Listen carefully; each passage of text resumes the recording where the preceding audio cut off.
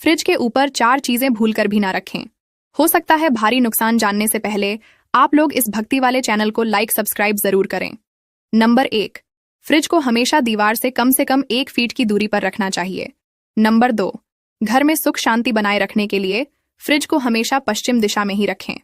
Number 3, fridge के ऊपर दवाइयां ना रखें। फ्रिज के ऊपर दवाइयों को रखने से उनका असर खत्म हो जाता है। नंबर 4, बहुत से लोगों की आदत होती है कि वह अपने फ्रिज पर पैसे आदि रख देते हैं। वास्तुशास्त्र के अनुसार धन और सोना आदि कभी भी फ्रिज के ऊपर नहीं रखना चाहिए।